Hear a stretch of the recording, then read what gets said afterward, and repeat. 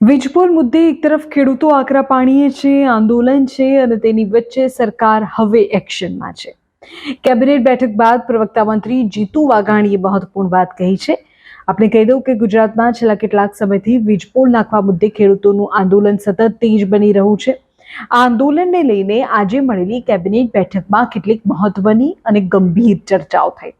આ બેઠક બાદ સરકારના પ્રવક્તા મંત્રી જીતુ વાઘાણીએ પત્રકાર પરિષદ દરમિયાન ખેડૂતોના હિતમાં સરકાર નિર્ણય લેશે તેવું નિવેદન આપ્યું છે. તેમણે કહ્યું કે ખેડૂતોની લાગણી અને માંગણીને ધ્યાનમાં રાખીને ટૂંક સમયમાં રાજ્ય સરકાર રાજ્યવ્યાપી નિર્ણય લેવા જઈ રહી છે. જીતુ વાઘાણીએ કહ્યું કે વીજપોલ અને ખેડૂતોના આંદોલનને લઈને સરકાર તમામ બાબતોનું ઝીણવટપૂર્વક મોનિટરિંગ કરી રહી છે.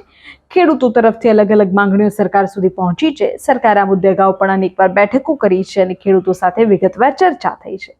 જીતુ વાઘાણીએ વીજપોલ મુદ્દે મોટી જાહેરાત કરતા કહ્યું કે સરકાર આ મામલે કોઈ આંખ આડા કાન કરવા માંગતી નથી, પણ સમગ્ર રાજ્યના હિતમાં એક કાયમી અને લાંબા ગાળાની નીતિ બનાવવાની પ્રક્રિયા ચાલી રહી છે. અન્ય રાજ્યોની વ્યવસ્થાઓ શું છે તે પણ રાજ્ય સરકાર મૂલ્યાંકન કરશે, સંબંધિત વિભાગો સાથે ચર્ચા કરશે અને ઝડપથી એક સર્વસ્વીકૃત નિર્ણય જાહેર કરવામાં આવશે તેવું જીતુ વાઘાણીએ કહ્યું. તેમણે કહ્યું કે સરકારે આંદોલન કરી રહેલા ખેડૂતો, કિસાન સંઘ, કિસાન મોરચો અને વિપક્ષ સહિત તમામ પક્ષોને ચર્ચા માટે આમંત્રણ પણ આપ્યું છે. વિપક્ષ પર આકરા પ્રહારો કરતા જીતુ વાઘાણીએ કહ્યું કે અમારા માટે દેશ કે રાજ્યનો ખેડૂત એ કોઈ રાજનીતિનું સાધન નથી. ભૂતકાળમાં પણ સરકારે હંમેશા ખેડૂતોના પક્ષ માટેના નિર્ણયો લીધા છે અને આ વખતે પણ ખેડૂતોના હિતને ધ્યાનમાં રાખીને જ તેમને જ સર્વોચ્ચ પ્રાથમિકતા આપવામાં આવશે. તેમણે કહ્યું કે જે પણ નિર્ણય લેવાશે તે ખેડૂતો માટે ફાયદાકારક સાબિત થાય એવો જ નિર્ણય લેવાશે.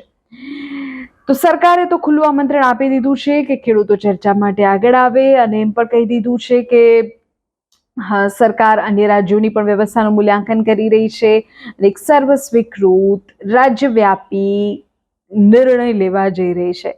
સરકારનો આ નિર્ણય કેવો હશે, ખેડૂતોના પક્ષમાં હશે કે કેમ? સરકાર તો એવું જ કહી રહી છે કે અમારા માટે પ્રાથમિકતા ખેડૂતો છે, જગતનો તાજ છે.